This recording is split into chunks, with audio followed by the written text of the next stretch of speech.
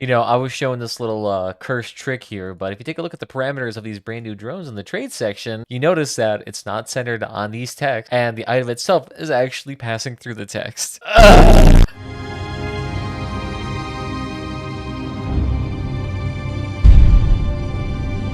But either way, welcome back, everybody. Today we got ourselves a brand new, fabulous update here going over the drone day, which, oddly enough, is going to happen pretty much right as I'm about to take a vacation for like 2 weeks. So, will I be able to play any of this? Who knows? But we'll go ahead and get ourselves a little update here and show you what's going on with it. So, first things first, the notes. Really basic things here is just going over what the actual drone update concludes. And as you can imagine here, wow, it's drones that try to kill Leviathans in an 8v8 mode. So, very similar to what you've seen previously. But the nice thing about this is that it has actual little challenges associated with it with actually completing this mode, mostly containing cosmetic items here. There are a few stickers here that you can see, obviously, but the main things are the actual nice chunky boys here. So you get the Cyber Duck, which is that guy in the background, the Paint the Mattress, which is right there, the Imaginary Friend, which I guess is kind of the icon, the Decor with a big question, and then we got a number of thematic stickers, which again, the ones you've already seen. So very fancy, and if you don't know about those challenges, you can actually come over here to the challenges section, and it's in the special events section here. So win 2 battles, and boom, you get one of these little containers. And I imagine you need to do quite a few of them to get every single item from the Decor containers, but hey, there you go. Free little cosmetics here. You don't have to pay for it, so very nice. I always appreciate it. Beyond that, they also made some clarifications on the Polar Light season. So essentially, we've been thinking that the 4 extra weeks at the very end of the season are going to be something that was like originally, hey, there used to be quests, but it was taken away. But no, actually, it was just there was a set amount of quests already given. They gave us a little bit more time to complete it. So there you go. Realistically, it was not meant to be like, hey, we actually took things away. No, it's more like, hey, we give you more time to complete the already set amount of challenges here. So made some more clarifications on that, which seems a bit more reasonable as to what they're doing, because I can't imagine they'd be, you know, dumb enough to really take away levels from people. It's seems very hostile. And as much as you guys are negative down there in the comment section, I really need you guys to stop that. They're not like being evil like that. That's just not the case. They gave us more time to complete a season, which, hey, I'm all for. I've had a couple situations in which I've failed to complete a season here and there, so always appreciate it. Beyond that, they also gave us here another sort of mini season already, right off the backs of the Operation Radiance event. So yet, we got ourselves here yet another one here. So very similar kind of leveling system here. I don't really need to go into great detail about that, but essentially come over here, do these nice little challenges up here, usually very simple, destroy parts or win battles, which very, very, very easy to do, and continue to do that, and you'll get yourself a nice amount of rewards here. There's a variety of free rewards here, so for people who are not even interested in buying the battle pass, congratulations, you just get yourself some free extra cosmetics here, free resources. I'm always for that. Very nice of them. Beyond that, for the paid tier here, there's a few things here that do make sense. I mean, you get some more coins here, more blueprints to make some previous weapons from previous seasons, so if you haven't made those, congratulations. Now you get an option to do so. A couple of cosmetics here, and really just a lot more cosmetics. A lot of the same old when it comes to seasons here. So if you know what previous season rewards are like, go ahead, take a look through it. Do you like the paints here? Do you like all these fanciness here? Which actually, this paint does actually look pretty spiffy for a lot of the Syndicate themed weapons here, which gets kind of like a Syndicate catch-up mode, at least with all the cosmetics here. And you also get the brand new, unique CK Ragnarok, which actually, I mean, comparative to the like base skin of this, it doesn't look terribly different, to be honest. It looks very similar. Sure doesn't have necessarily like the drum mags associated with this, but the overall profile and shape of it looks very similar. So, I mean, it's a minor variation of it, but hey, if you're looking for it, congratulations. Fancy dancy skin. But beyond that, it's still also giving you a butt ton of rewards here. So realistically, if you haven't participated in a lot of seasons and you wanted to get some of the previous rewards, this is a great way and great opportunity to go ahead and do that. Beyond that, at the very end, they also give you the option to get infinite amounts of Scimitars, which is actually not infinite. It's actually more like a select amount, but these can actually be used to craft partially the Yaogua and the Trombone, which then are utilized to craft the Avalanche and the Parser. Not necessarily the Athena, which is kind of odd. So they kind of changed it from the last season too. So instead of it just being purely one weapon that upgrades into the purples, which then upgrades into the legendaries, it's now you need not only the items you get from the season, but then you have to participate in the market to get these items, but at least these can be crafted for a lot of people, so it's not the worst. So it's not exclusively season people who have purchased the season. This just means, hey, now there's an external market force, which actually, I almost prefer it this way because this makes it so it's not just a pure, intense, heavy grind on the season levels, and there's a way for people to actually make some moolah on the season from just selling a lot of these dischargers here. Now, in terms of the Athena costing here some pretty expensive parts here, it's a little bit questionable here. There's a reason why this bad boy is already with some of the most expensive legendary parts in the game at nearly $6,000 for this one legendary, just because it requires so many of these pack parts. So you can see here, definitely up in the upper echelon here in terms of price. In fact, I actually want to see what is the maximum sold for value for a legendary weapon. Oddly enough, it's the Still Wind, so the Athena doesn't even beat that one yet. That's funny. Although I imagine just because of the Still Wind, everyone has that. I wonder if that's the case. So somehow still not the most expensive legendary out there, but literally second tier. And I imagine for a lot of console players, it'll be very, very, very expensive. But at the same time, too, it's kind of hard. Like, I'm a mixed bag on this. I dislike the fact that its crafting primarily relies on pack parts here, which are very, very expensive and makes it a very unattainable weapon, which generally I more prefer weapons to be obtainable. I don't mind there to be a high grind barrier for some very exotic and very unique weapons. That can be like a very large penultimate goal type of deal. But when it's literally pack parts, it's not quite as... it doesn't feel quite as good here. It's craft, ride, and destroy here. And the crafting aspect is becoming more of like purchase a pack, then craft. It's like not necessarily quite the same gameplay loop that is, you know, as enticing. Now, that being said, of course you can still buy these on the marketplace here, but as you can imagine, the prices of these things are steadily increased because the limited supply nature of this means that you're going to have to purchase packs to get this. Thankfully, though, it's also one of the more very common parts out there. Downside, it's also one of the more meta parts out there, too, that's always maintained a very high value for it. Especially for these bad boys, yeah. Why it costs this thing, I don't know, and wow, that jumped a decent chunk of change there. So, yeah, not ideal. It's not the worst thing here. Do I prefer them to have, you know, crafting be done more on parts that can be crafted to kind of, you know, make it more of a whole cohesive gameplay and fit into the larger, you know, crafting narrative of this? I would definitely appreciate that more.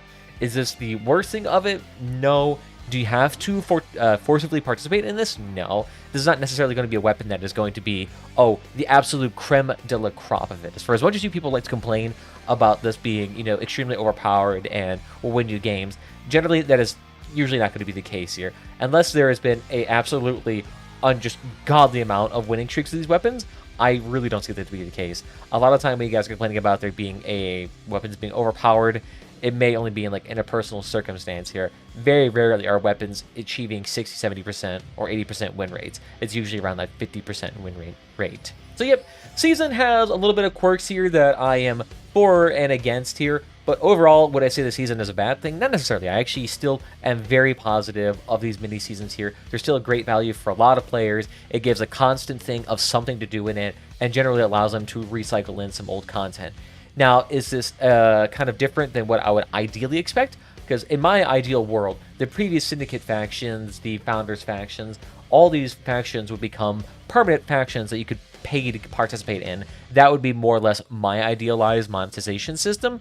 Now, of course, I understand they have, you know, disagreements on that with me, or they don't necessarily see what I see.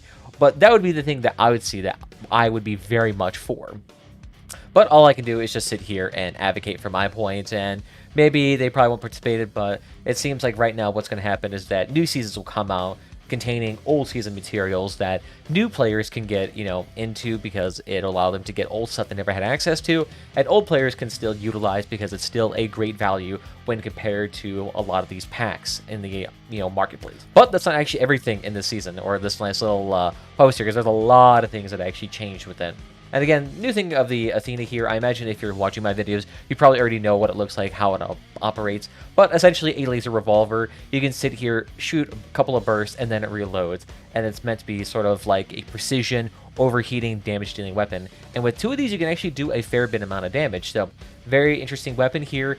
Is it going to be like creme de la crop? Is it necessarily going to replace things like the Gravistar or the Aura or the Corvos? Not necessarily, but it's a unique combination of kind of all those weapons. And it's also a very thick boy, too. If you actually take a look at the parameters for this bad boy, it is very chunky when it comes to its actual, like, base on this thing. I mean, you can see, just look at how gargantuan that thing is. It's, what, 6x6 profile overall with the gun barrel extending beyond that?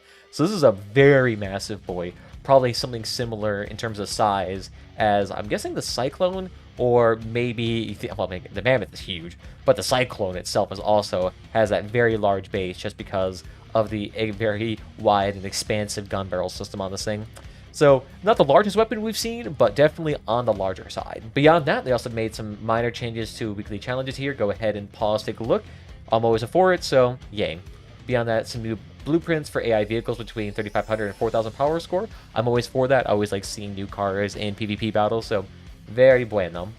Beyond that, they're actually starting to implement a lot more what it terms to be destructible environment, which if you played a lot of like Battlefield 4, or even I think even the new one kind of has some destructible environments, but love destructible environments, definitely makes the game feel a lot more dynamic. And the fact that in the Nameless Tower, the tower just straight up falls, which is kind of pretty intense. So that will just straight up block a portion of the map here and can actually take out a few of the cars. Now, in a game mode where you only have one respawn, you got to be very careful of that, but it's very cool. Love to see events like that where you can destroy more of the buildings or kind of change how the game plays out. Definitely much more interested in something like that. So if they can continue to make these maps more evolving as the gameplay goes on, I'm all for that. Especially with their kind of goal to make the games a bit more slower, so that could definitely add in a lot of dynamics to it. Beyond that, they also made a lot of changes to a lot of the special to common tier rarity cabins here. A lot of them generally just trying to make them more appealing of a value when compared to something like the Growl. So in the vast majority of the instance, that means they gave it an extra point of energy, reduced the tonnage and mass limit, and generally increased the power score with some minor changes in terms of power increase for some of them. So go ahead, take a look through all of them. Very rare do I actually use a special or common tier cabin, but if you're all for that, congratulations. Now you get a little bit of something something. And something for the carapace too. Ooh, speed increase, nice. But beyond that, that's all the cabin parts here.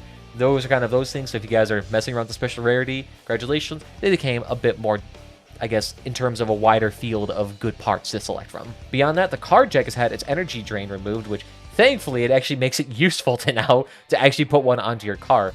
And it's very nice because what that means is that essentially you can now either choose to have an instantaneous flip at a reduced speed, or you can wait 10 seconds and go ahead and have yourself be flipped over, which is very nice because for a lot of battles, having the tip over essentially meant instantaneous death and you might as well just quit the game.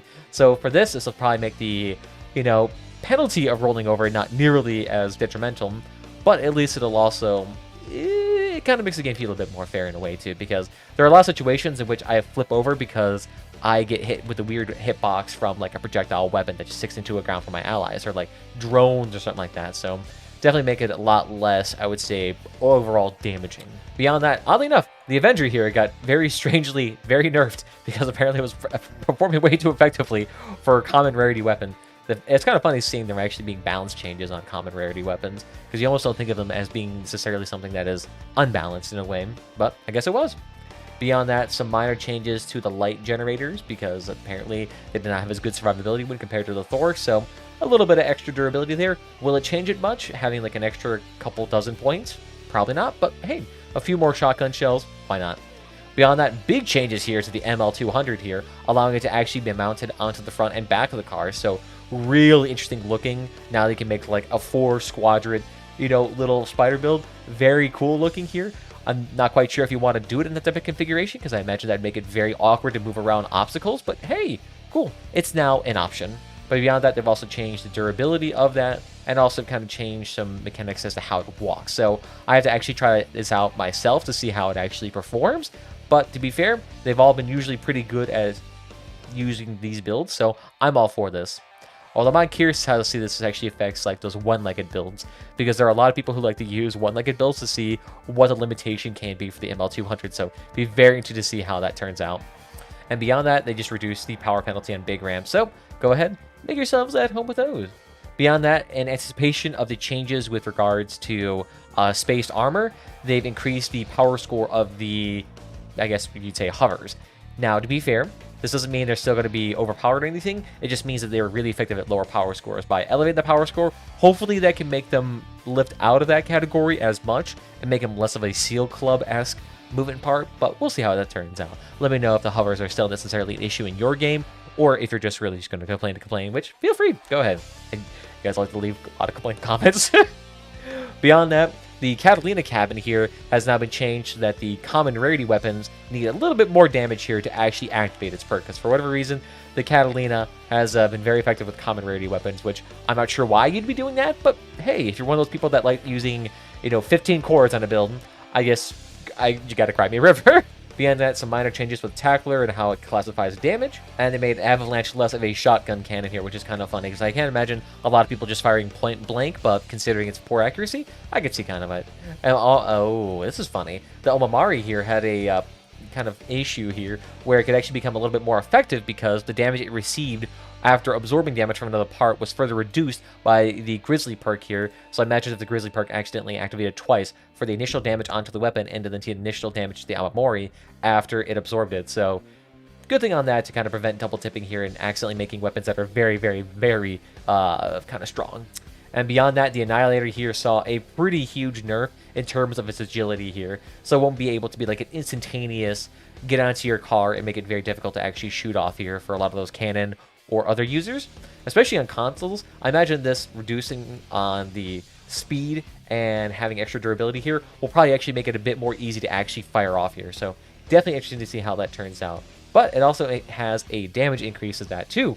So if you also try to ignore these Annihilators, not going to be nearly as an option here. You're going to need to take care of these things. So interesting to see how this will turn out. Still don't have any of the Annihilator drones because I forgot to buy the battle pass for the Founders. So I don't have any of these to play around with here. And I'm also kind of cheap to actually buy these. So yeah, we'll see how it turns out.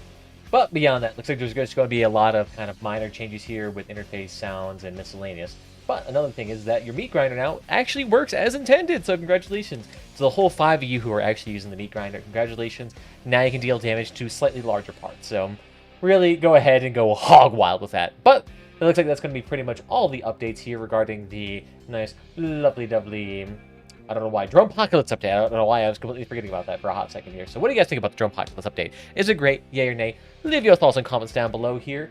Honestly, overall, fairly positive of the season here. Some changes to the crafting here could make it really more ideal for me. But beyond that, it's doing pretty well for the most part here. I have no really major complaints with this update, and I'm fairly positive overall with it. It's still great value for a lot of new and older players alike, so realistically, they're striving a pretty good balance here. But beyond that, going to be pretty much my initial update, so feel free to leave a comment down below. Beyond that, go ahead and follow whatever platform is your favorite. We're on that YouTube, we're on that Twitch, and we also have a Discord and Twitter down below if you ever get notified whenever I go live, as well as just get notified and join the community. But beyond that, I want to thank you all again, and I'll see you guys next time. Feel free to join the YouTube channel down below there, starting at only 99 cents here. Very fantastic offer, but beyond that, I'll take care. Bye-bye.